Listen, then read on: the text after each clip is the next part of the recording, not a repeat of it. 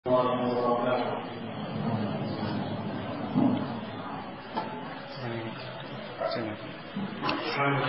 wassalatu wassalamu ala Rasulillah wa ala alihi wa sahbihi wa man tabi'a hudahu wa ba'd. Yaqulu al-mu'allif rahimahullah ففي هذا الحديث أن الجهاد والصدقة شرط في دخول الجنة مع حصول التوحيد والصلاة والصيام والحج.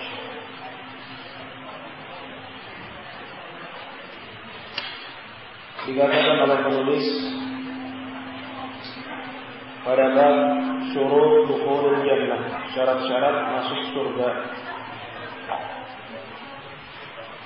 Maka pada hadis ini yang dimaksud adalah hadisnya Bashir ibn Qasasiyah, di mana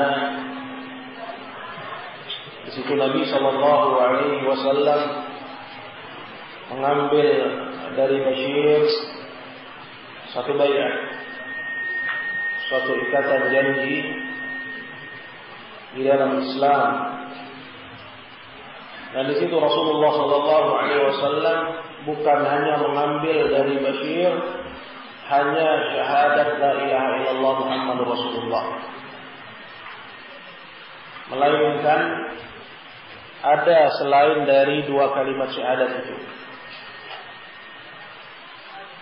Nabi mengambil dari Bashir selain dari dua kalimat syahadat untuk menegakkan salat dan menunaikan zakat, kemudian pergi haji dan puasa Ramadan serta berjihad di jalan Allah. Kemudian dikisahkan dalam hadis bahwa Bashir ini mengajukan penawaran. Kalau dia siap untuk membaiat Rasulullah sallallahu alaihi wasallam dalam perkara-perkara itu semua selain dua hal. Apa dua hal itu? Jihad dan sedekah. Apa kata Bashir? Ya Rasulullah, adapun dua perkara ini aku tidak kuat. Aku tidak bisa, aku tidak mampu. Yaitu jihad dan sedekah. Maka di situ Nabi Shallallahu Alaihi Wasallam menjabat tangannya Bashir, kemudian menggerakkannya seraya beliau berkata, tanpa jihad dan tanpa sedekah, lalu dengan apa kamu mau masuk surga? Lalu dengan apa kamu mau masuk surga? Barulah ketika itu Bashir bin Qasasiyah ini menerima keseluruhan dari baiat tadi. Kalau begitu ya Rasulullah, aku membaiatmu sekarang atas itu semua. Apa syahid yang dimaukan dari hadis ini? Yaitu bahwa untuk masuk ke surganya Allah Jalla wa'ala disyaratkan selain la ilaha illallah, juga disyaratkan al-amal. Juga disyaratkan untuk seseorang beramal, untuk seseorang berbuat, untuk dia beribadah kepada Allah Jalla wa'ala. Ini berbeda dengan apa yang dianggap oleh kebanyakan orang yang mengira bahwa cukup hanya dengan la ilaha illallah tanpa amal, tanpa mengerjakan perintah, tanpa meninggalkan larangan Allah Jalla wa'ala. Dan hadisnya jelas bahwa selain la ilaha illallah juga disyaratkan amal. Maka dikatakan oleh Al-Hafidz Ibnu Rajab, maka pada hadis ini kata beliau, kita dapati bahwasannya jihad dan sedekah, maksudnya sedekah di sini adalah sedekah yang wajib, yaitu az-zakah.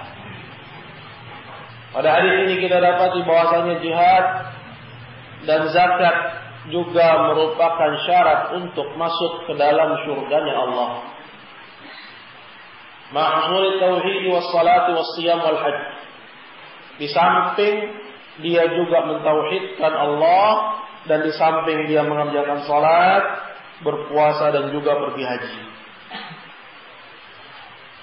Lalu kata Al-Hafidz, wa nadhiru hadza anna an-nabiy sallallahu alaihi wasallam qala, dan yang semisal dengan hadis ini juga ada hadis yang lain. Artinya ada dalil yang lain yang juga menunjukkan bahwa tidak cukup hanya la ilaha illallah.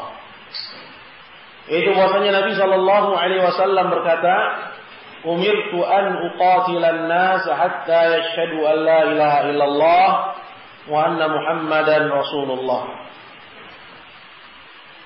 Kata Rasulullah, aku diperintahkan untuk aku memerangi sekalian manusia sampai mereka bersaksi dengan la ilaha illallah,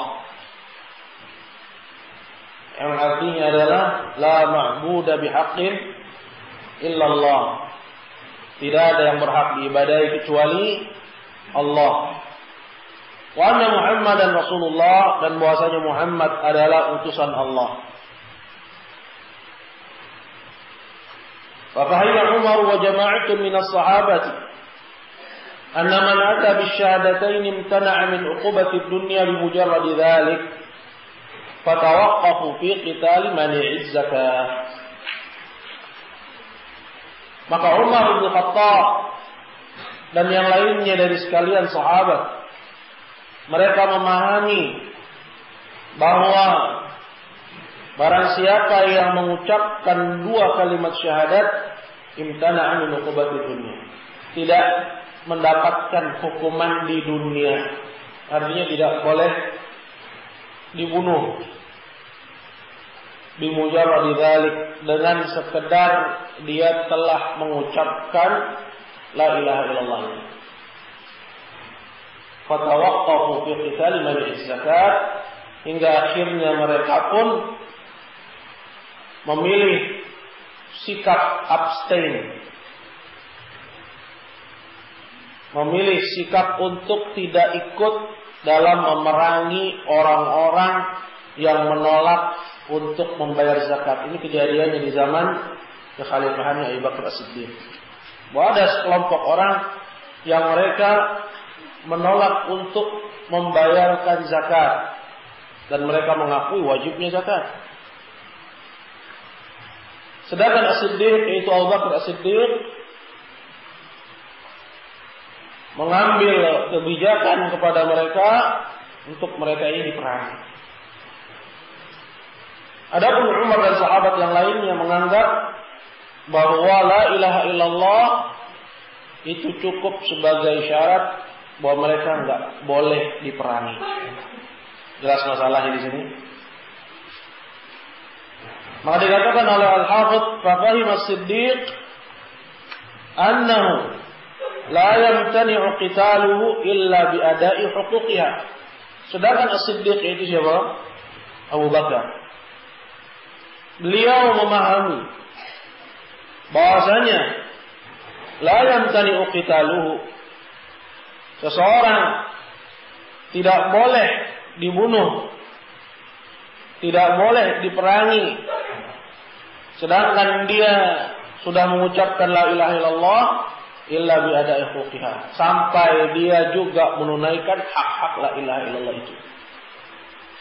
Artinya bukan hanya sekedar mengucapkannya, tapi meninggalkan haknya, meninggalkan kewajibannya. Jadi paham ini ya. Sebagian sahabat memahami cukup seorang mengucapkannya meskipun dia menelantarkan kewajibannya. Dan telah kita sebutkan bahwa la ilaha illallah dia memiliki konsekuensi dan kewajiban. Sebagian sahabat diantaranya Umar dan yang lainnya menganggap cukup dengan la ilaha illallah, meskipun orang itu belum menunaikan kewajiban dari la ilaha illallah tersebut, cukup dengan la ilaha illallah itu dia nggak boleh dibunuh. Adapun As-Siddiq yaitu Abu Bakar, beliau beranggapan berbeda. Orang yang mengucapkan la ilaha illallah dan dia tidak boleh dibunuh, itu adalah orang yang mengucapkan la ilaha illallah dan dia menunaikan kewajiban dari la ilaha illallah. Bisa dipahami ya? Ayo. Liqauli sallallahu alaihi wasallam, As-Siddiq memahami dengan pemahaman yang demikian itu berdasarkan sabda Nabi sallallahu alaihi wasallam, fa idza fa'alu dzalik mana'u minni dima'ahum wa amwaluhum illa bihaqqiha. Di mana di sana ada sebuah hadis dari Nabi kita Muhammad sallallahu alaihi wasallam di mana Rasulullah sallallahu alaihi wasallam mengatakan, "Umirtu an uqatilan nas hatta yashhadu an la ilaha illallah wa anna Muhammadan Rasulullah wa iqamus salati wa ita'iz zakah. Fa idza fa'alu dzalik asamu minni dima'ahum wa amwalahum illa bihaqqiha." Kata Nabi sallallahu alaihi wasallam, yang ini menjadi dalilnya Abu Bakar As-Siddiq, bahwa Rasulullah sallallahu alaihi wasallam beliau mengatakan, aku diperintahkan untuk memerangi sekalian manusia sampai mereka mengucapkan 2 kalimat syahadat, menegakkan salat, menunaikan zakat, dan apabila mereka melakukannya terhalangilah dariku darah-darah mereka dan harta-harta mereka kecuali disebabkan oleh karena mereka menelantarkan haknya. Arti dari hadis ini bahwa la ilaha illallah itu memiliki hukuk, memiliki kewajiban yang harus ditunaikan.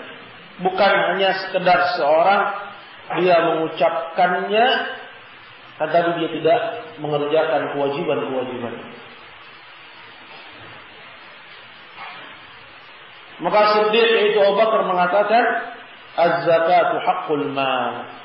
Dan zakat itu adalah hak harta yang harus ditunaikan oleh seorang dalam bersyahadat la ilaha illallah.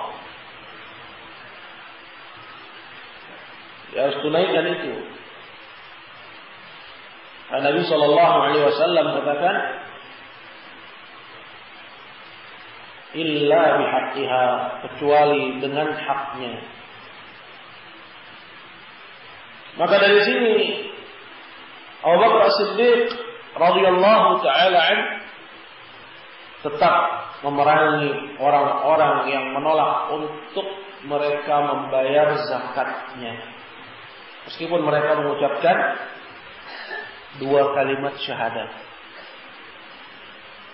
Wa hadzal ladzi fahimahu As-Siddiq, dan pemahaman yang dipahami oleh As-Siddiq ini qad rawahu 'an Nabi sallallahu alaihi wasallam jama'atun min as-sahabah minhum Ibnu Umar wa Anas wa ghairuhuma wa annahu qala umirtu an uqatila an-nas hatta yashhadu an la ilaha illallah wa anna Muhammadan Rasulullah wa yuqimus salata wa yu'tuz zakah.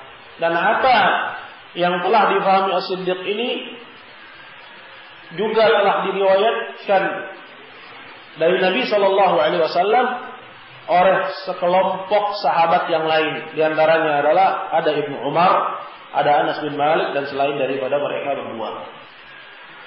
Di mana Nabi sallallahu alaihi wasallam berkata, aku diperintahkan untuk memerangi sekalian manusia sampai mereka bersyahadat dengan la ilaha illallah dan bahwasanya Muhammad adalah utusan Allah, dan sampai mereka menunaikan salat atau menegakkan salat, dan sampai mereka juga menunaikan zakat. Ini tidak dicukupkan hanya dengan apa? Dengan 2 kalimat syahadat. Apabila mereka melakukan itu, baru terlindungi. Apa yang mereka mesti datangkan agar mereka terlindungi darahnya? Syahadat, kemudian apa? Kemudian salat, dan kemudian az-zakat. Kemudian zakat. Maka hadis ini menunjukkan kepada kita bahwa tidak cukup hanya dengan syahadat. tanpa salat, tanpa zakat, tidak cukup seorang untuk bisa dia masuk kepada surganya Allah Jalla wa Ala.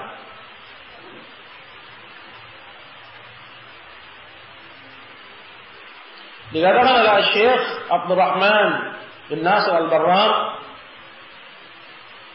wa kullu syara'il Islam hiya min huquqi la ilaha illallah. Dan semua syariat Islam adalah termasuk dari hak la ilaha illallah. Artinya seperti yang telah saya kemukakan, bahwa dukhulul jannah itu qisman. Masuk ke surganya Allah ada dua. Yang pertama adalah dukhulun kamil, masuk ke surganya Allah secara sempurna, yaitu tidak disentuh oleh azab. Dan yang kedua dukhulun naqis, masuk ke surganya Allah tapi tidak sempurna, artinya masbuqun bi'adzab, disentuh oleh azab terlebih dahulu. Yaitu untuk orang-orang yang mereka belum merealisasikan la ilaha illallah secara utuh. Di sisi la ilaha illallah yang mereka ucapkan, mereka juga melakukan pelanggaran-pelanggaran, melakukan dosa dan kemaksiatan. Maka seorang yang menginginkan untuk dia selamat dari azab Allah Jalla wa Ala, maka hendaknya dia juga berhati-hati dari al-ma'asi wa dzunub, kemaksiatan dan dosa, apakah mengerjakan yang dilarang atau meninggalkan yang diperintahkan. Karena perintah-perintah Allah Jalla wa Ala seluruhnya itu adalah hak dari la ilaha illallah, yang harus ditunaikan oleh orang yang bersyahadat la ilaha illallah. Masih kata Syekh Abdurrahman, famin huquqiha, maka di antara hak dan kewajiban dari la ilaha illallah ini, iqamis salati wa ita'iz zakat wa shaumi Ramadan, menegakkan salat, menunaikan zakat dan puasa Ramadan. Fa ulima bihadza, maka diketahuilah dengan uraian ini, kullihi seluruhnya, butlanu madhabil murji'ah, batalnya pemahaman orang-orang al-murji'ah. Itu kelompok yang mencukupkan seseorang untuk dia masuk surga, kata mereka cukup dengan la ilaha illallah, meskipun tanpa al-amal, tanpa beramal. Ia tidak menggolongkan amal perbuatan sebagai bagian dari pengertian iman. Artinya orang yang beriman itu cukup dia hanya mengucapkan dengan lisan, cukup dia hanya meyakini dengan hati, meskipun dia tidak beramal, maka dia mukmin. Sehingga dari pemahaman ini muncullah pelanggaran-pelanggaran yang banyak. Muncullah dari pemahaman yang seperti ini meremehkan kewajiban-kewajiban dan seterusnya. Dan jelas ini adalah pengertian yang batil dari pemahaman tentang konsep iman. Karena iman menurut Ahlussunnah itu adalah qaulun wa amal, ucapan dan juga perbuatan. Lantas di mana letaknya keyakinan?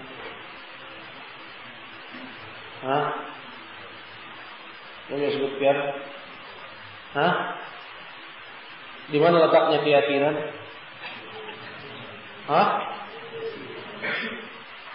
Sebutkan qaulul amal, artinya qaulul qalbi, ya, ucapan dan amalan, maksudnya adalah ucapan lisan dan ucapan hati, dan amalan hati dan amalan anggota badan. Jadi sudah tercakup di situ.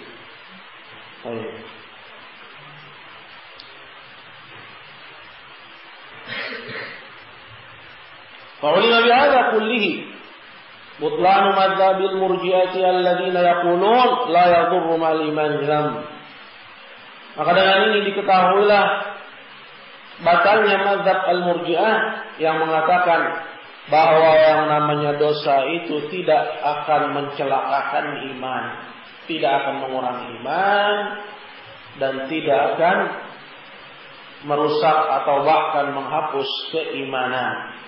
Dan Ahlussunnah mengatakan bahwa yang namanya al-ma'asi tadurrul iman. Ahlussunnah mengatakan bahwa kemaksiatan itu mencederai iman. Bahwa yang namanya dosa itu mengurangi iman, bahkan bisa sampai mencabutnya sehingga hilang dari pelaku maksiat tersebut iman secara keseluruhan. Nah, orang yang sujud ke ghairillah, sujud kepada selain Allah Jalla wa Ala, hilang keimanannya bil kulliyah secara keseluruhan. Disebabkan karena perbuatannya adalah kekufuran kepada Allah Jalla wa Ala. Adapun orang yang dia berzina dan dia meyakini bahwa zina itu haram, apakah keimanannya hilang? Penjawab, maka jawabnya apa? La.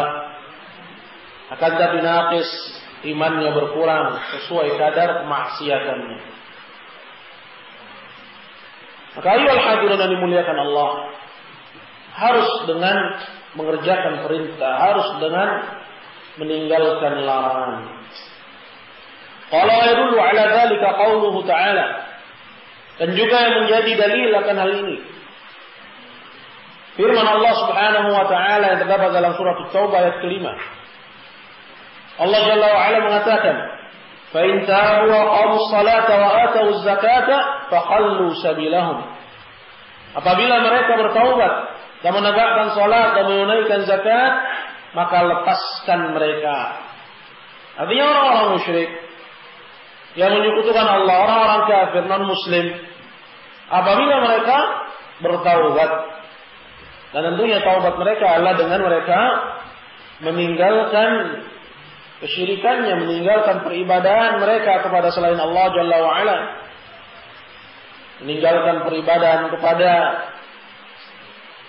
Bunda Maria dari orang-orang Nasara, meninggalkan peribadahan dari patung-patung dari orang-orang Hindu, Buddha, meninggalkan peribadatan kepada kuburan, makam orang-orang saleh, tempat-tempat yang dikeramatkan, benda-benda yang dipusakakan dari orang-orang Islam atau non-Muslim, atau orang-orang Islam yang mereka tidak memahami hakikat daripada Islam, sehingga mereka melakukan perbuatan orang-orang musyrikun. Fa'in tabu, kalau mereka berlepas dari perbuatan mereka ini, yaitu dengan mereka masuk Islam, wa aqamus salata wa atuz zakat, dan mereka menegakkan salat dan juga menunaikan zakat. Apa syahid? Apa dalil dari ayat yang agung ini? Bahwa Allah Jalla wa Ala mensyaratkan untuk si musyrik dilepas sampai dia taubat dan sampai dia menegakkan salat dan sampai dia menunaikan zakat. Bahwa tidak cukup hanya dengan asyhadatain, tidak cukup dengan hanya mengucapkan dua kalimat syahadat tanpa menunaikan hak-hak dari kalimat tersebut. Bisa dipahami ya? Sama dengan qaul Ta'ala. Sebagaimana hal ini juga ditunjukkan oleh firman Allah Ta'ala dalam surat Taubat ayat 11. Allah Tabaraka wa Ta'ala berfirman, "Fa in tabu wa qamus salata wa atuz zakat fa ikhwanukum fid din."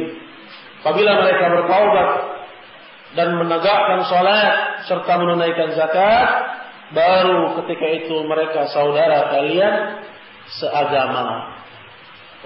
Ada orang yang mengaku muslim akan tapi tarakus salat, meninggalkan salat, mereka tidak mendapatkan bagian dari kalimat fa ikhwanukum fid din. Sampai dia menegakkan salat, sampai dia menunaikan zakat, sampai dia menegakkan syariat Islam, sampai dia menunaikan hak dari kalimat la ilaha illallah, mengerjakan diperintahkan Allah, meninggalkan yang dilarang oleh Allah Jalla wa Ala. Artinya di sini apa?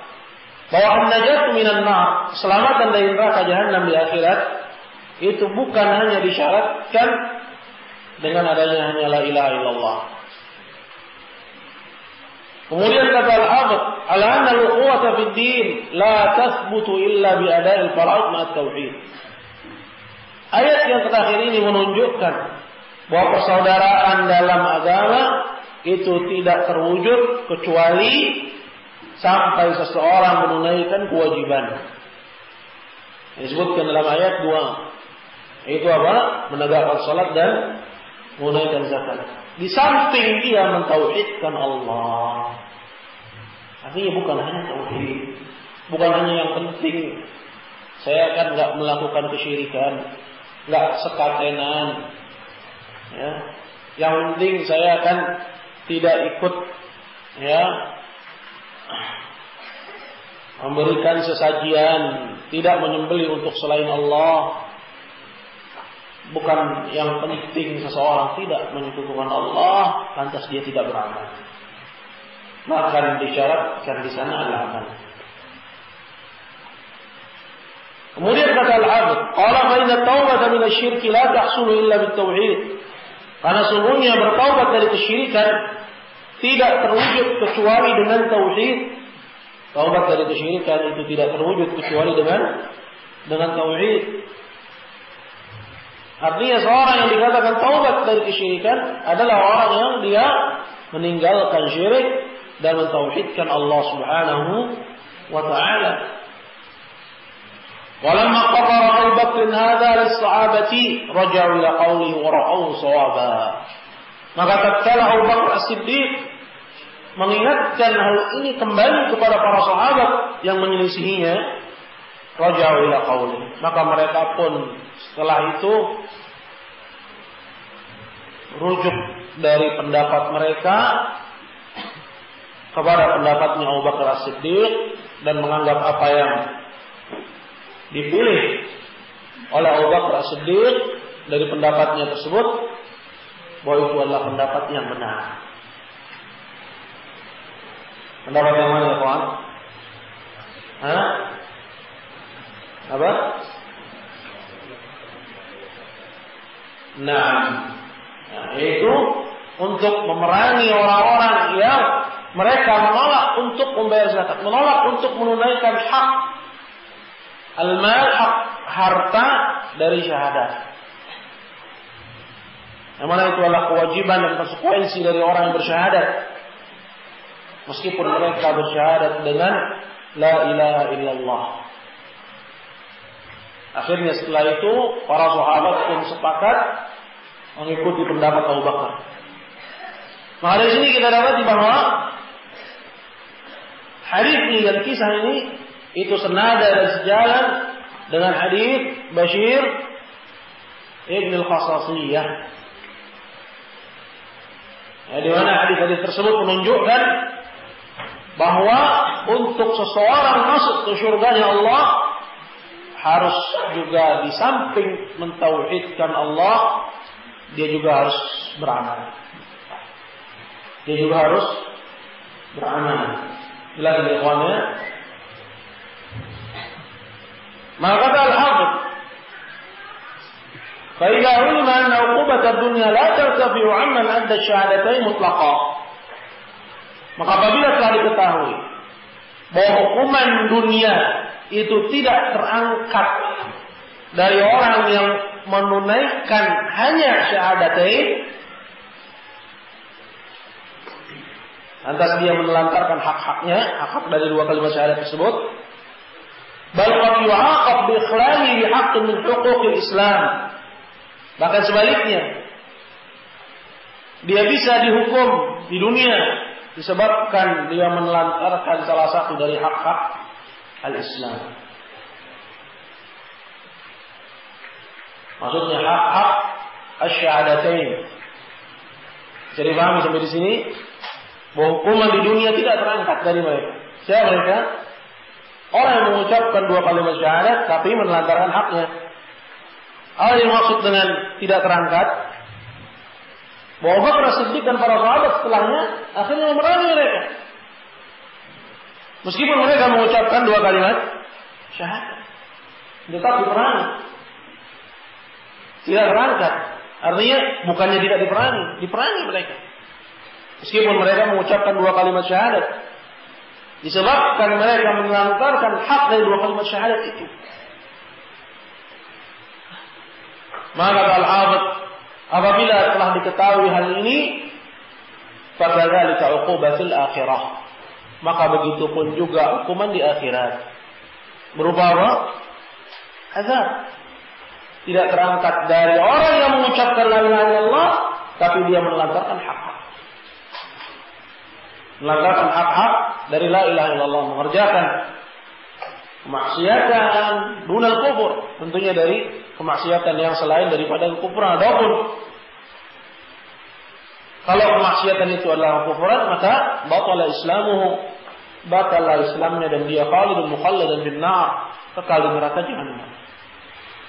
Tetapi pembahasan kita di sini adalah berkaitan dengan orang yang dia mengucapkan 2 kalimat syahadat, akan tapi dia mengerjakan ma'asi dunal kufur, kemaksiatan yang tidak sampai kepada derajat kekufuran, bahwa orang tersebut bisa jadi diazab oleh Allah Subhanahu wa ta'ala disebabkan oleh karena kemaksiatan yang dia lakukan.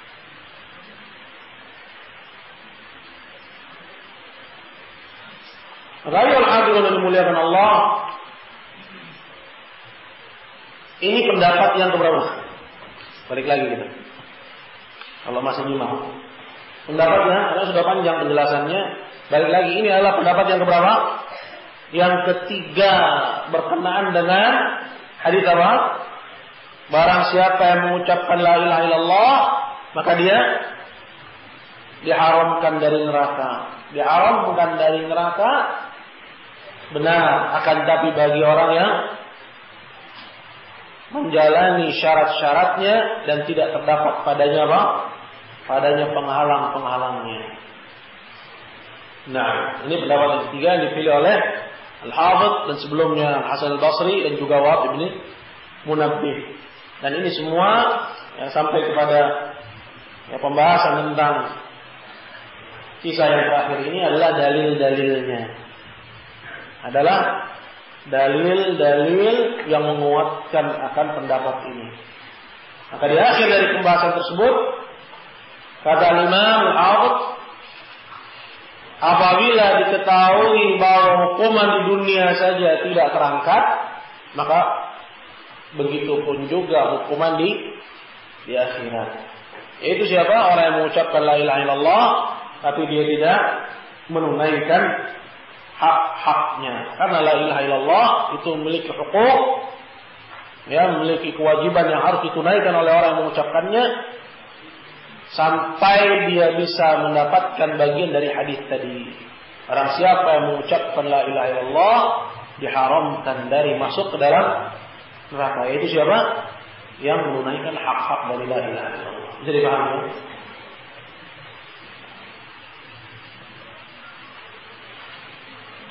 Selanjutnya kata Al-Hafidz, وقد ذهب طائفة إلى أن هذه الأحاديث المذكورة أول ما في معناها كانت قبل نزول الفرائض والحدود منهم الزهر والثور وغيرهما وهذا بعيد جدا. Dan sebagian ulama lainnya mereka berpendapat, nah ini pendapat yang keberapa? Yang keempat tentang hadis-hadis yang telah lalu disebutkan di awal kitab tentang keutamaan dari la ilaha illallah. Di mana hadis-hadis tersebut sudah kita sebutkan ada berapa pola? Ada 2 pola ya. Harus terus diingat ini karena pembahasannya berketerkaitan. Yang pertama yang mengatakan barang siapa yang mengucapkan la ilaha illallah masuk surga. Yang kedua yang dikatakan di situ barang siapa yang mengucapkan la ilaha illallah diharamkan dari neraka. Dan sudah kita sebutkan 3 pendapat berkenaan dengan hal ini dan yang dikuatkan adalah pendapat yang ketiga. Ini disebutkan pendapat yang keempat. Sebagian ulama berpendapat bahwa hadis-hadis yang telah disebutkan itu dan juga yang serupa dengannya kanat qabla nuzulil fara'id wal hudud. Bahwasanya hadis-hadis tersebut itu diucapkan Nabi sallallahu alaihi wasallam sebelum datangnya kewajiban-kewajiban dan sebelum diturunkannya hukum-hukum had. Artinya pendapat yang keempat ini ingin mengatakan bahwa barang siapa yang mengucapkan la ilaha illallah masuk surga, itu dulu sebelum adanya perintah untuk mengerjakan perintah Allah dan sebelum datangnya perintah untuk meninggalkan larangan Allah. Ya. Sebelum turunnya perintah kewajiban-kewajiban. Di antara ulama yang berpendapat dengan pendapat demikian, qala minhum az-Zuhri wa Tsauri wa ghairuhuma. Di antara mereka ada Imam Az-Zuhri dan juga Imam Sufyan Ats-Tsauri dan selain dari mereka berdua. Wa hadza ba'idun jidda. Kata Al-Hafidz, dan ini pendapat yang sangat jauh sekali. Pendapat yang sangat jauh sekali. Dijelaskan oleh Al-Imam An-Nawawi di Ta'liq, menjadikan kaki. Kata beliau, sebelum catatan kaki yang nomor 2 ya. Wa ma akaw an Ibnu Musayyib wa ghairihi fa dha'ifun batil. Adapun pendapat yang dihikayatkan dari Ibnu Musayyib, itu Sa'id bin Musayyib, yang mengatakan bahwa hadis-hadis ini itu sebelum turunnya perintah-perintah. Sebelum datangnya apa? Perintah, dan sebelum datangnya larangan-larangan. Kata Imam Nawawi, ini adalah pendapat yang lemah dan batil. Wa dzalika li'anna rawi ahadi hadhihi al-ahadits Abu Hurairah radhiyallahu anhu. Yang demikian itu karena salah seorang perawi yang meriwayatkan hadis-hadis ini itu adalah Abu Hurairah. Salah seorang yang meriwayatkan hadis-hadis ini itu adalah Abu Hurairah. Wa huwa mutaakhirul Islam, dan Abu Hurairah itu termasuk sahabat yang masuk Islam belakangan. Aslama 'ama Khaybar sanata 70 bil ittifaq. Abu Hurairah masuk Islam pada tahun perang Khaybar, yaitu pada tahun ke-7 Hijriyah berdasarkan kesepakatan ulama. Wa kana ahkamu syariah mustaqirrah, dan pada tahun itu hukum-hukum syariat itu telah turun, telah baku. Wa hadhihi alwajibat kanat furuduha mustaqirrah, dan begitu pun juga kebanyakan dari kewajiban-kewajiban di dalam Islam itu telah ada. Maka berdasarkan ini, seperti yang dikatakan oleh Al-Hafidz, bahwa pendapat ini adalah pendapat yang jauh sekali dari kebenaran. Kembali pada perkataan Al-Hafidz, fa inna katsiran minha kana bil Madinah ba'da nuzul al-fara'id. Karena kebanyakan dari hadis-hadis ini, itu hadis-hadis yang menerangkan tentang keutamaan la ilaha illallah itu turunnya di Madinah. Diucapkan Nabi justru di Madinah setelah turunnya faraid wal hudud, setelah adanya kewajiban-kewajiban, setelah turunnya larangan-larangan. Wa fi ba'dha annahu kana fi ghazwati Tabuk wa hiya fi akhir hayati Nabi sallallahu alaihi wasallam. Dan bahkan sebagian dari hadis-hadis tersebut itu diucapkan Nabi di saat perang Tabuk. Di saat perang Tabuk, dan itu terjadi pada akhir hayat kehidupannya Nabi Muhammad sallallahu alaihi wasallam. Nah, ini pendapat yang keempat. Wa ulai minhum, dan mereka itu yang mengatakan pendapat ini,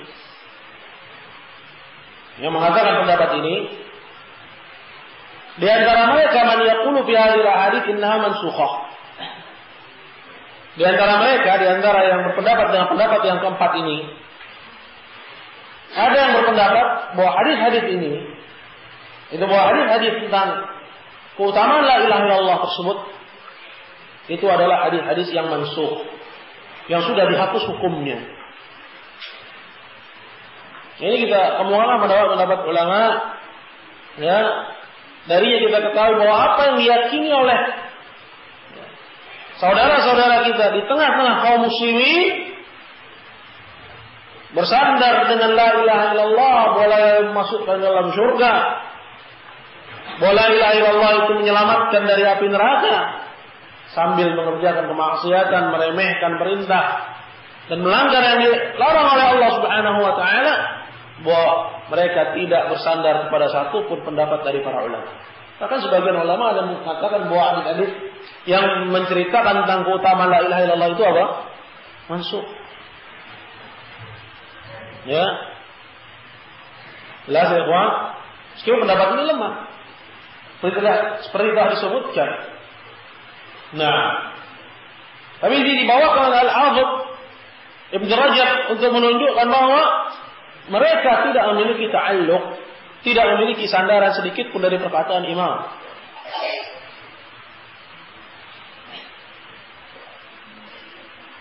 Qala wa minhum man yaqul hiya muhkamah walakin dumma ilaiha syara'id. Dan di antara mereka ada yang berpendapat bahwa hadis-hadis tersebut adalah hadis-hadis yang muhkam, artinya tidak mansukh, akan tapi hadis-hadis tersebut bersyarat. Maksudnya bahwa hadis-hadis yang menerangkan bahwa orang yang mengucapkan la ilaha illallah masuk surga, ini benar muhkam, diberlakukan. Akan tetapi hadis-hadis tersebut bersyarat, artinya ada syarat-syaratnya. Makanya pendapat-pendapat dari ulama kita rahimahumullah. Kemudian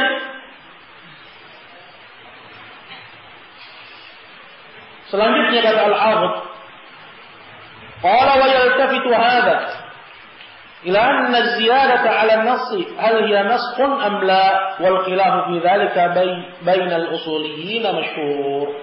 Tetapi perlu dilihat kembali, kata beliau, bahwa tambahan keterangan atas suatu nas, tambahan keterangan atas suatu nas yang sudah ada sebelumnya, apakah dia disebut sebagai nasakh, sebagai penghapus, atau tidak disebut sebagai penghapus. Dan perbedaan ulama dalam masalah ini di kalangan para ahli usul adalah perbedaan yang masyhur. Artinya ayyuhal hadirin yang dimuliakan Allah, bahwa telah berlalu oleh kita di mana hadis-hadis tersebut ada tambahan padanya keterangan sidqan min qalbi ghairu syakin yabtaghi fiha wajh Allah. Barang siapa yang mengucapkan la ilaha illallah tulus dari dalam hatinya. Tambahan keterangan. Ada tambahan keterangan padanya sidqan min qalbi ghairu syakin, tidak ragu terhadap keduanya. Ada lagi tambahan keterangan murni dia hanya mengharapkan wajah Allah. Murni dia hanya mengharapkan wajah Allah. Apakah tambahan keterangan terhadap nas itu disebut sebagai nasakh atau bukan? Sebagai penghapus atau bukan? Dan ini khilaf di kalangan para ulama al-usul, dan ini khilaf yang masyhur. Disebutkan kata Al-Hafidz, qala wa qad sarra'a Ats-Tsauri wa ghayruhu bi annaha mansukhah. Dan Al-Imam Ats-Tsauri itu Sufyan bin Sa'id Ats-Tsauri dan yang lainnya, mereka menegaskan bahwa hadis-hadis tersebut jadi mansukh dengannya. Tentang keutamaan la ilaha illallah jadi mansukh dengannya. Wa anna nasikhaha al-fara'id wal hudud, dan bahwasanya yang menghapusnya itu adalah dalil-dalil yang mewajibkan kewajiban-kewajiban pada mereka. Dalil yang berisi tentang perintah-perintah dan larangan-larangan. Jelas ya? Bisa dipahami ini ikhwan, bahwa yang menghapusnya apa? Allah adanya perintah untuk mengerjakan perkara-perkara dan larangan untuk meninggalkan perkara-perkara. Ats-Tsauri dan yang lainnya menganggap bahwa hadis-hadis yang menceritakan tentang keutamaan la ilaha illallah ini dia terhapus dengan adanya hadis-hadis yang memuat di situ perintah dan larangan. Wa qad yakunu muraduhum bin naskhi al-bayan wal idah. Dan bisa jadi kata Al-Hafidz bahwa yang dimaksud oleh mereka, oleh At-Tawi dan yang lainnya, bahwa nasakh, bahwa yang namanya nasakh itu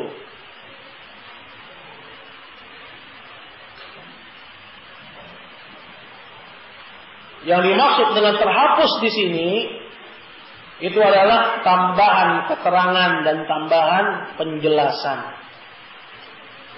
Ya, ini dikenal di kalangan para ulama usul. Nah, bahwa di antara makna an-nasakh, adalah al-idah wal bayan. Bahwa mereka menyebut adanya tambahan keterangan itu dengan istilah nasakh. Adanya tambahan penjelasan mereka sebut dengan istilah nasakh. Sebagai istilah atau dengan istilah menghapus. Fa inna as-salafa kanu yutliquna an-nasakha ala mithli dhalika katsira. Karena para ulama salaf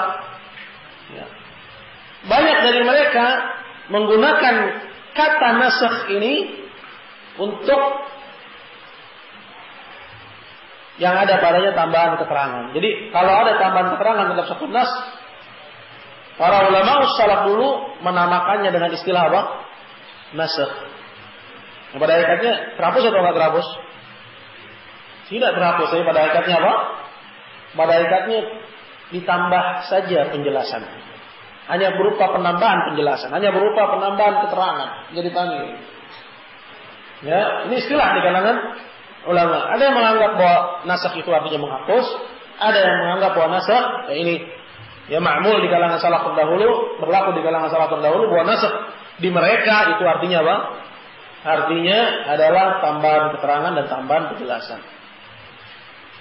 Wa yaqulu maqsuduhum, sehingga maksud mereka ya anna ayatil faraid wal hudud tabayyana biha tawaqquf dukhulil jannati wan najati minan nar ala fi'lil faraid wa jitinabil maharim. Sehingga maksud mereka bahwa ayat-ayat yang memuat di situ perintah-perintah, kewajiban-kewajiban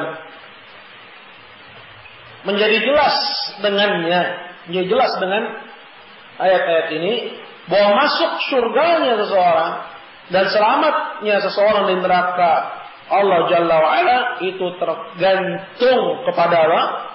Kepada mengerjakan perintah-perintah dan meninggalkan larangan-larangan.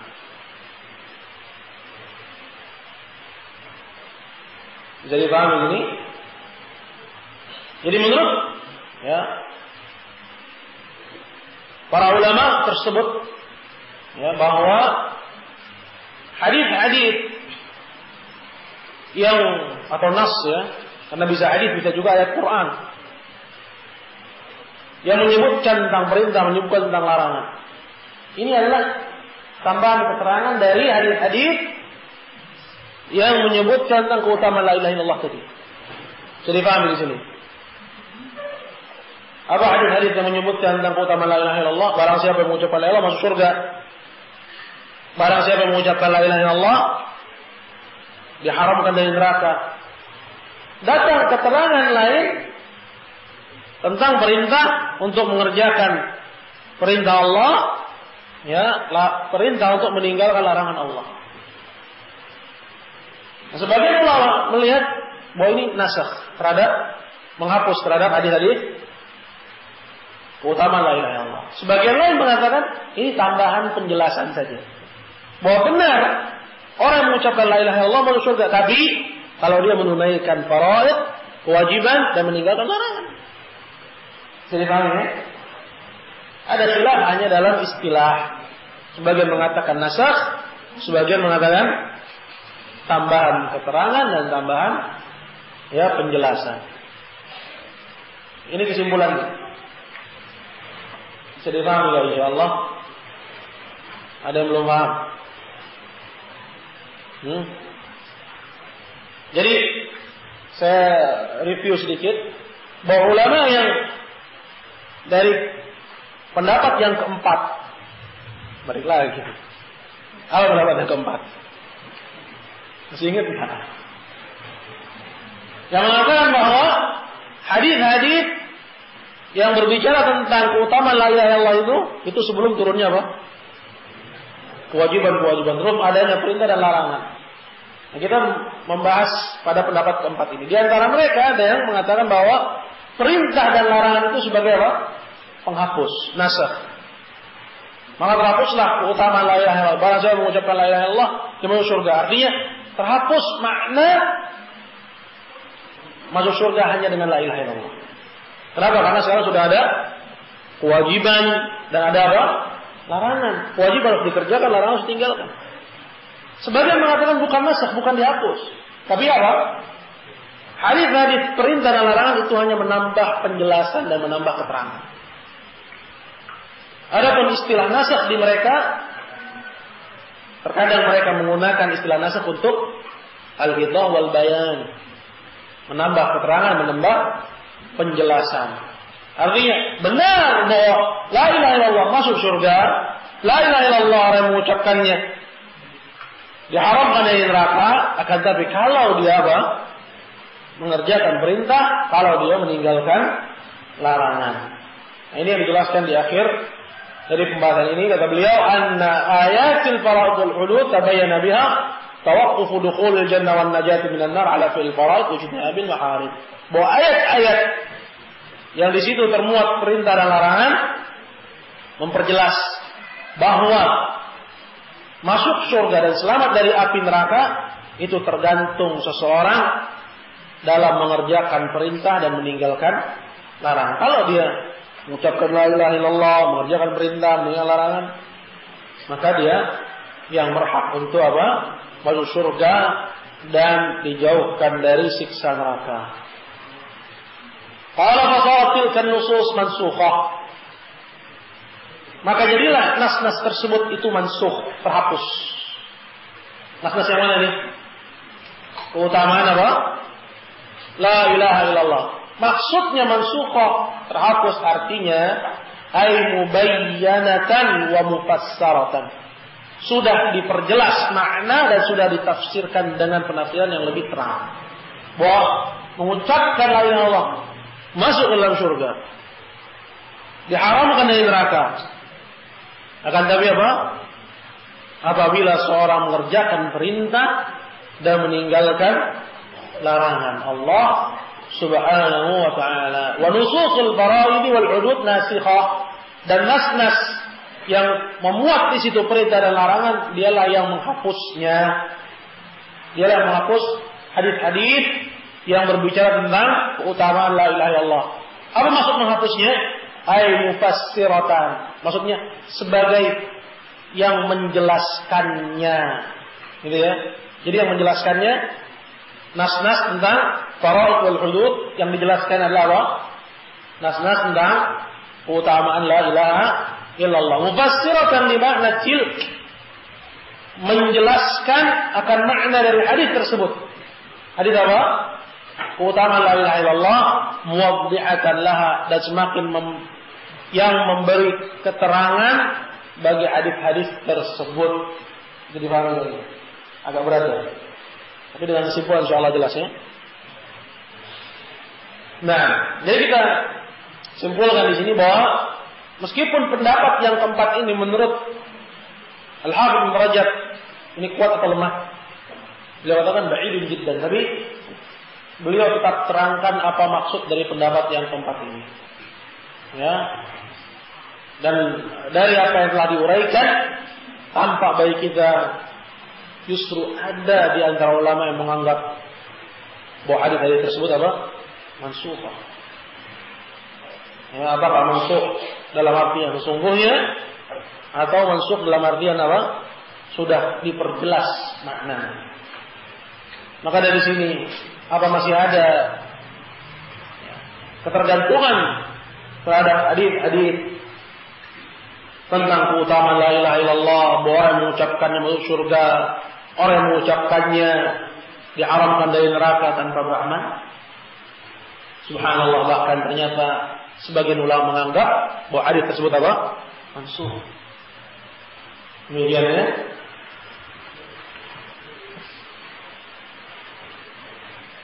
Selanjutnya berkata Al-Hafidz wa qala Taifah, dan di sana ada pendapat lain. Jadi pendapat yang keberapa? Yang kelima. Ada bisa sebutkan 4 pendapat yang terdahulu? Saya kita ambil dulu pendapat yang kelima. Wa qala Taifah tilka an-nusus al-mutlaqah qad ja'at muqayyidatan wa muqayyadatan fi ahadits ukhra. Wa bi ba'dha man qala la ilaha illallah mukhlishan wa bi ba'dha mustayqinan fi ba'dha yusaddiqu qalbuhu lisanahu wa fi ba'dha yaquluha haqqan min qalbihi wa fi ba'dha qad dhalla biha lisanuhu wa tuma'anna biha qalbuhu.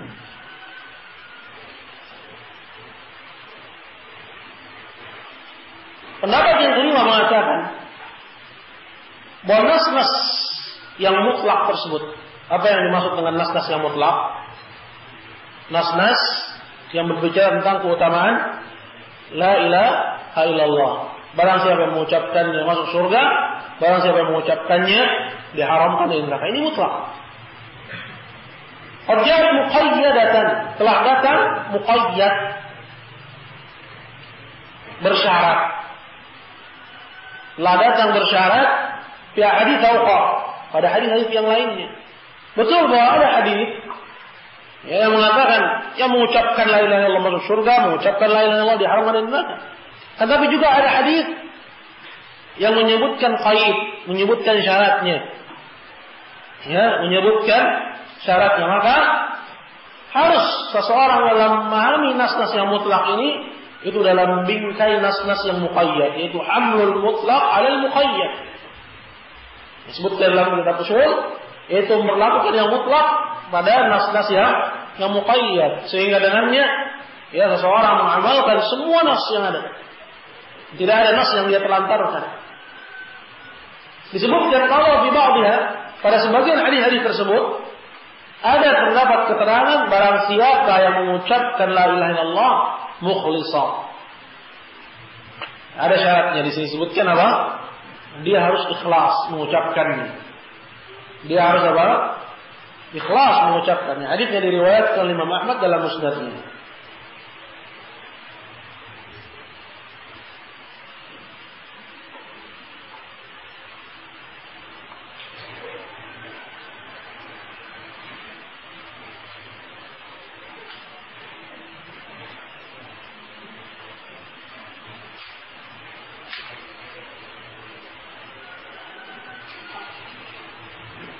Antum lihat pada catatan kaki di bawah tentang kisah wafatnya Mu'adz ibn Jabal ketika dia sakaratul maut. Di situ dikatakan, "Uhaddithukum haditsan sami'tu min Rasulillah wa qala marratan ukhbirukum bi syai'in sami'tu min Rasulillah lam yamna'ni an uhaddithukumuhu al-ana illa an tattakilu sami'tu yaqul man syahida an la ilaha illallah mukhlishan min qalbihi aw yaqinan min qalbihi lam yadkhulin nar aw dakhala al-jannah wa qala marratan dakhala al-jannah wa lam tamassuhu an-nar." Ini hadis serupa dengan hadis yang telah lalu penjelasannya, akan tapi di sini terdapat tambahan keterangan bahwa Mu'adz mengatakan bahwa dulu aku menyembunyikan hadis, akan tapi sekarang aku menjelang wafat. Maka tidak ada alasan baikku untuk aku sembunyikan hadis ini, bahwa aku mendengar Nabi mengatakan, barang siapa yang mengucapkan la ilaha illallah ikhlas dari dalam hatinya atau yakin dari dalam hatinya, dia tidak akan masuk ke dalam neraka atau dia akan masuk surga. Dan disebutkan juga bahwa Mu'adz berkata, dakhala al-jannah wa lam tamassuhu an-nar, dia masuk surga dan tidak disentuh oleh api.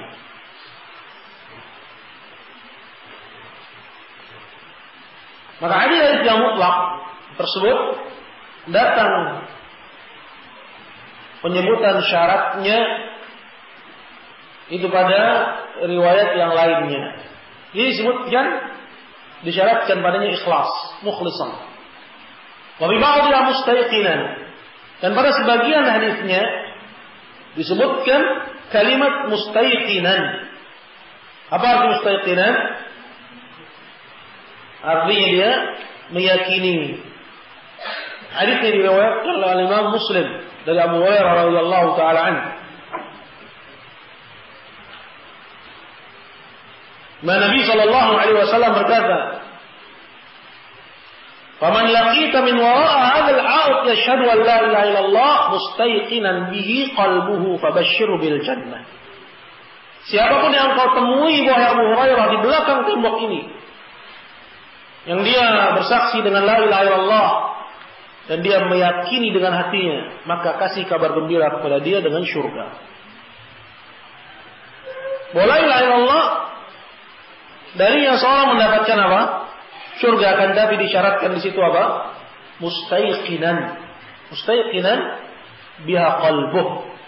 Dia meyakini di dalam hatinya, meyakini akan kebenarannya. Qala fi ba'dha yusaddiqu qalbuhu lisanahu. Dan pada sebagian hadis yang lain terdapat penyebutan syarat lainnya. Disebutkan pada sebagian hadis yusaddiqu qalbu lisanahu, hatinya membenarkan lisannya. Lisannya mengucapkan la ilaha illallah, hatinya tidak mendustakannya. Hatinya tidak mendustakannya. Hadis yang disebutkan oleh Imam Ahmad dalam musnadnya dari Abu Hurairah radhiyallahu taala anhu. Yang Anda bisa lihat dalam At-Ta'liq. Ya, secara lengkap hadisnya. Wa bi ba'dha yaquluha haqqan min qalbi. Dan pada sebagian hadis tersebut terdapat juga tambahan keterangan. Yaquluha haqqan min qalbi, dia mengucapkan la ilaha illallah benar dari dalam hatinya.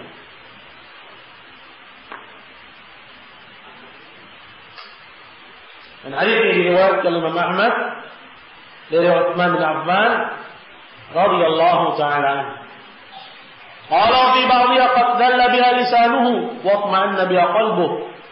Dan pada sebagian hadis tersebut terdapat keterangan lainnya, qad dalla biha lisanuhu, telah tunduk dengan la ilaha illallah ini lisannya. Artinya lisannya mau mengucapkan wa atma'anna biha qalbuhu, dan hatinya menerima akan kebenarannya.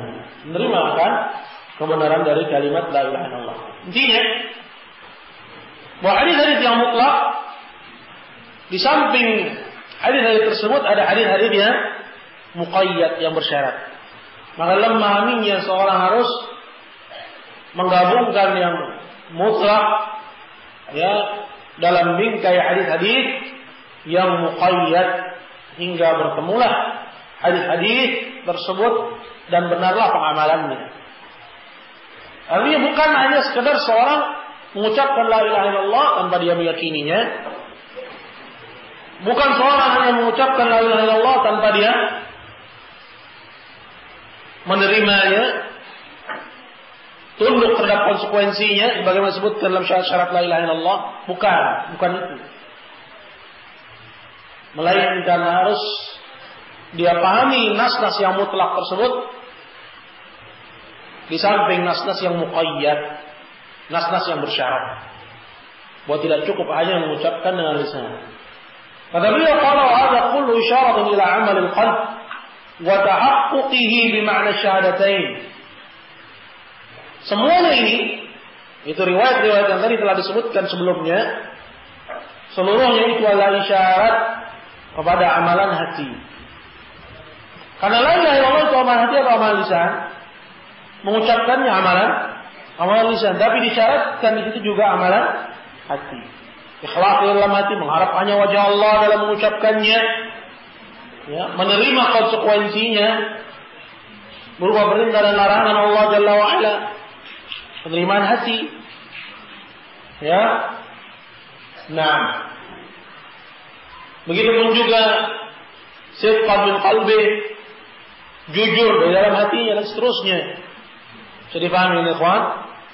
Riwayat-riwayat ini semuanya menunjukkan kepada amalan hati wa ta'aqquqihi bi ma'na asy-syahadatain, dan merealisasikannya atau merealisasikan akan makna syahadatain dengannya. Ya. Bahwa merealisasikan syahadatain, mewujudkan syahadatain bukan hanya dengan lisan. Akan tapi lisan yang diikuti dengan hati dan juga amalan anggota badan. Maka kata beliau rahimahullah, fatahaqququhu biqauli la ilaha illallah. Maka merealisasikan makna syahadatain itu adalah dengan mengucapkan la ilaha illallah ini dengan apa? Lisan. Dengan apa? Dengan lisan. Alla ya'la al-qalbu ghayra Allah hubban wa raja'a. Dia ucapkan dengan lisannya la ilaha illallah dan dengan hatinya dia tidak mengakui kesembahan selain Allah. Alla ya'la al-qalbu ghayra Allah. Hatinya tidak mengakui ada ilah lain selain Allah. Hubban wa raja'an, yang dia cintai, yang dia harapkan, wa khawfan wa tawakkulan, yang dia berikan kepadanya rasa takut, wa tawakkulan, yang hanya kepadanya dia bergantung dan bersandar, wasti'anatan, dan yang hanya dengannya dia mohon pertolongan, wa khudu'an, dan yang hanya dengannya dia tunduk, wa inabatan, dan yang hanya dengannya dia berinabah, yaitu taubat wa ruju', kembali, wa talaban, dan yang hanya dengannya dia meminta. Jadi ketika lisan yang mengucapkan la ilaha illallah, ini saja tidak cukup untuk dia selamat dari apa? Dari api dan masuk dalam surga, sampai hatinya mengakui bahwa hanya Allah yang dia cintai, hanya Allah yang dia harapkan, hanya Allah yang dia takutkan, hanya kepada Allah dia bergantung, hanya dengan Allah dia mohon pertolongan, hanya kepada Allah dia tunduk, hanya kepada Allah dia merujuk, dan hanya kepada Allah dia meminta hajat dan kebutuhannya. Karena ini adalah konsekuensi dari apa? Dari ucapan dia la ilaha illallah. Hatinya harus mengikuti seperti yang telah disebutkan. Qala wa tahaqququ bi anna Muhammadan Rasulullah. Sedangkan merealisasikan syahadat yang kedua, bahwasanya Muhammad itu adalah utusan Allah, alla ya'budallaha bighairi ma syara'ahu Allah ala lisan Muhammad sallallahu alaihi wasallam. Yaitu dengan dia tidak beribadah kepada Allah melainkan hanya dengan syariat Allah melalui lisannya Muhammad sallallahu alaihi wasallam. Artinya dia bersaksi bahwa Muhammad Rasulullah ketika dia beribadah kepada Allah, cara ibadahnya dia ambil hanya dari siapa? Hanya dari Rasulullah sallallahu alaihi wasallam. Maka dengannya dia merealisasikan syahadat yang kedua. Maka dialah orang yang dikatakan telah merealisasikan asy-syahadatain. Nah, ini kita dapatkan pada apa? Pada hamlul mutlaq 'ala al-muqayyad. Dengan kita berlakukan nas-nas yang mutlak tadi kepada nas-nas yang muqayyad yang bersyarat. Bahwa tidak cukup hanya pengucapan lisan, melainkan harus juga apa? Adanya amalan hati. Adanya amalan hati yang diikuti dengan anggota badan.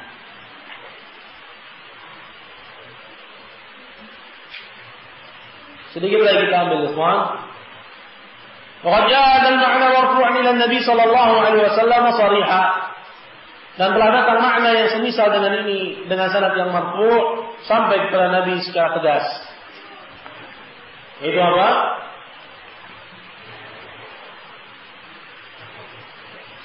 Bahwa la ilaha illallah selain seseorang dituntut untuk dia mengucapkannya, dia dituntut juga untuk dia meyakininya dengan hatinya serta amalan-amalan hati yang lainnya. Telah datang sebuah hadis kata Al-Hafidz yang semakna dengan ini dari Nabi, bahwa beliau berkata, "Man qala la ilaha illallah mukhlishan dakhala al-jannah." Ada keterangan mukhlishan. Barang siapa yang mengucapkan la ilaha illallah ikhlas, baru dia masuk surga. Ada di situ tambahan keterangan apa? Mukhlishan. Ila ma ikhlasuha ya Rasulullah. Kemudian Nabi ditanya, seperti apa ikhlasnya wahai Rasulullah? Seperti apa ikhlasnya? Qala an ta'jizaka an kulli ma harramallahu alaih. Ikhlasnya itu kata Nabi, bahwasanya la ilaha illallah itu menghalangimu dari mengerjakan apa-apa yang diharamkan Allah kepadamu. Itu ikhlas. Baru dia masuk surga. Maka dari sini kita dapati, apakah cukup hanya dengan mengucapkan la ilaha illallah, kemudian mengerjakan yang diharamkan, meninggalkan yang diperintahkan? Famal jawab, maka apa jawabnya? Yakfi Allah yakfi ikhwan. Nah itu. Kenapa? Karena Nabi SAW mensyaratkan bagi orang yang mengucapkan untuk dia apa? Ikhlas. Dan ikhlasnya adalah apa? An ta'jizaka an kulli ma harramallahu alaik. Ikhlasnya, bentuk ikhlasnya adalah bahwa la ilaha illallah itu menghalangimu dari semua yang Allah haramkan padamu. Sampai la ilaha illallah itu menghalangimu dari mengerjakan apa yang Allah haramkan padamu. Apakah menelantarkan yang diwajibkan atau mengerjakan yang dilarang oleh Allah Subhanahu wa taala. Wa hadha yurwa min hadits Anas bin Malik. Dan yang demikian ini diriwayatkan dari haditsnya Anas bin Malik wa Zaid bin Arqam. Walakin isnadahuma la yasih wa jaa aidan min marasil Hasan wa nahwih. Akan tapi sanad dari hadis-hadis tersebut itu tidak sah. Wajah aidan min marasil Hasan wa nahwih. Kan tapi datang pada mursalnya Hasan dan yang semisalnya.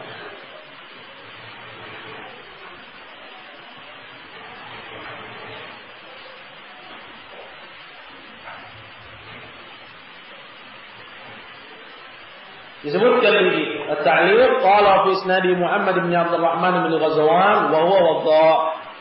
Dan dalam sanadnya terdapat Muhammad bin Abdul Rahman bin Ghazwan dan dia adalah seorang pemalsu hadis. Dia adalah seorang pemalsu hadis. Dan tapi wahai dimuliakan Allah, berdasarkan hadis yang lain yang telah berlalu oleh kita, tersimpullah oleh kita bahwa la ilaha illallah harus dengan beramal atau tanpa beramal seorang bisa selamat. Paman jawab, harus disertai dengan amal. Harus seseorang menunaikan salat, harus seorang menunaikan zakat, harus seorang mengerjakan yang diperintahkan dan meninggalkan yang dilarang sebagai wujud dari konsekuensi la ilaha illallah.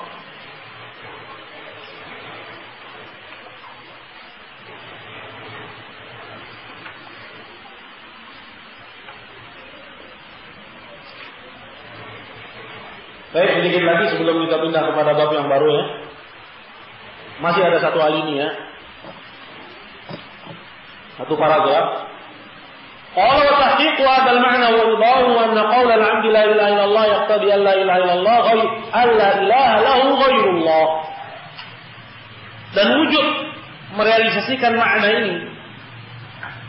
Wa idahu dan tambahan keterangan terhadap masalah ini. Anna qaulal 'abd, bahwa ucapan seorang yang mengucapkan la ilaha illallah yaqtadi alla ilaha lahu ghairullah. Itu mengharuskan orang yang mengucapkan la ilaha illallah itu harusnya tidak ada bagi dia ilah, kesembahan yang berhak dia ibadahi selain Allah. Mengharuskan kepada yang demikian ini. Tidak ada bagi dia kesembahan selain Allah. Wal ilahu alladhi yuta' fala yu'sa. Dan ilah artinya yang dia taati dan tidak dia maksiati. Artinya dia hanya mentaati Allah Azza wa Jalla. Dia hanya mentaati Allah Subhanahu wa taala dan dia tidak bermaksiat kepadanya. Alladzi yuta' wa la yuqsa haibatan lahu wa ijlala, sebagai bentuk pengagungan kepada Allah Jalla wa Ala, wa mahabbatan, sebagai wujud dari kecintaan dia kepada Allah. Karena orang yang cinta kepada Allah Jalla wa Ala adalah orang yang mencintai apa-apa yang dicintai oleh Allah dan membenci apa-apa yang dibenci oleh Allah Subhanahu wa ta'ala. Maka orang yang mencintai apa-apa yang dibenci oleh Allah, ini cintanya dusta. Ini nanti akan datang penjelasannya. Boleh demikian, ini ada kaitannya dengan konsep iman, ada kaitannya dengan syahadat seorang terhadap la ilaha illallah. Maka disebutkan oleh Al-Hafidz bahwa maksud dari la ilaha illallah itu adalah tidak ada bagi dia ilah selain Allah, dan ilah artinya yang dia taati dan tidak dia maksiati sebagai bentuk pengagungan dan kecintaan. Wa khaufan wa raja'a, sebagai bentuk rasa takut dia dan rasa harap dia gantungkan ke sana. Wa tawakkulan alaih, dan wujud dari ketawakalan hati. Maka dia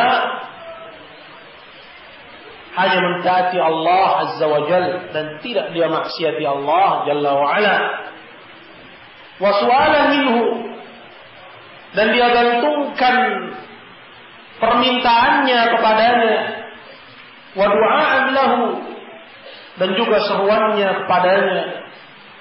Wa la yasihhu dzalika kulluhu illa lillahi azza wa jalla. Dan ini semua tidak sah untuk dia berikan seluruhnya kecuali hanya kepada Allah Jalla wa Ala. Tidak sah untuk dia berikan rasa pengagungan kepada selain Allah atau ketaatan yang dibangun di atas pengagungan, kecintaan, kecuali kepada Allah Jalla wa Ala. Faman asyraka makhluqan fi syai'in min hadhihi al-umur allati hiya min khasa'is al-ilahiyyah kana dzalika qad'an fi ikhlasihi. Maka barang siapa yang dia menyekutukan Allah dengan makhluk pada salah satu dari perkara-perkara ini, barang siapa yang dia menyekutukan Allah dengan makhluk pada salah satu dari perkara-perkara ini, dia memberikan ketaatannya, kecintaannya, memberikan rasa takutnya, rasa harapnya, tawakalnya, permintaannya, seruannya, dia menyuruh selain Allah Jalla wa Ala, dibangun di atas rasa harapnya, rasa cemasnya. Orang siapa yang memberikan hal ini termasuk dari khasa'is al-ilahiyah, perkara yang khusus hanya dimiliki oleh Allah, karena dzalika qad'an fi ikhlasihi. Maka yang demikian itu adalah bentuk cacat pada keikhlasan dia dalam mengucapkan la ilaha illallah. Cacat. Orang yang mentaati orang lain dalam bermaksiat kepada Allah Jalla wa Ala, mencintai orang lain dalam bermaksiat kepada Allah, dalam melanggar perintah Allah Jalla wa Ala,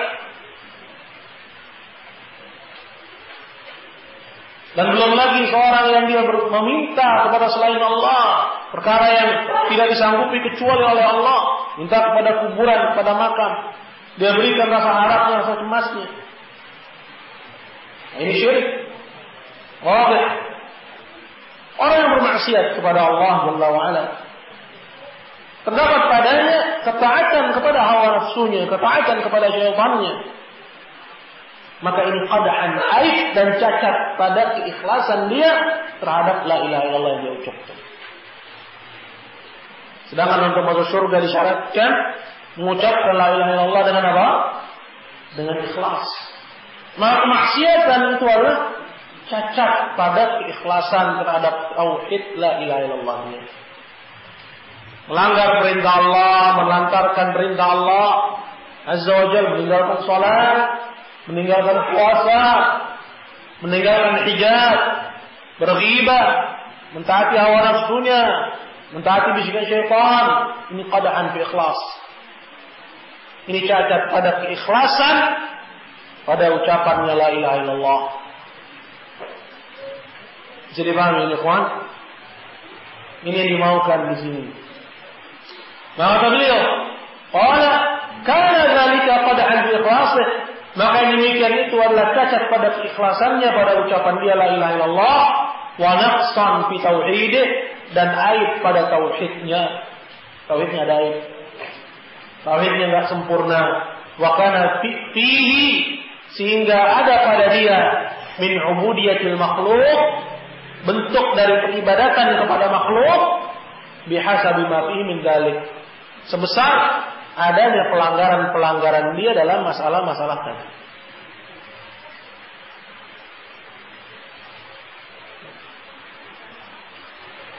Maka ini jelas adalah suatu hal yang berbahaya bagi tauhid seseorang. Yaitu seorang yang dia mengucapkan la ilaha illallah, menyangka dia najin, menyangka dia selamat, dan dia mengerjakan kemaksiatan, melantarkan perintah, dan dia tidak menyadari bahwa sesungguhnya la ilaha illallah dia itu telah dikotori dengan aib dan noda. Telah terdapat pada keikhlasan dan pada tauhidnya itu cacat yang mengurangi kesempurnaannya. Maka al-hafidz di akhir bab ini, wa kana fihi, sehingga ada pada orang ini, orang yang melakukan maksiat ini. Tapi dia muwahhid atau ghairu muwahhid? Pembahasannya tentang seorang muwahhid asim, orang yang mentauhidkan Allah jatuh kepada maksiat. Ada pada orang ini bentuk peribadahan kepada makhluk. Sesuai apa? Sesuai pelanggaran dia dalam perkara-perkara tadi. Maka semoga Allah Jalla wa'ala anugerahkan kepada kita al-ikhlas, dan semoga Allah Subhanahu wa ta'ala memudahkan kepada kita ilmu yang bermanfaat dan amalan yang saleh. Innahu waliyyu dzalika wal qadiru alaih. Kita cukupkan, kita sambung mungkin insyaallah ba'da isya. Jadi enggak dipotong sama sekali. Terserah ini ya, tapi kayaknya enaknya ba'da isya. Gimana?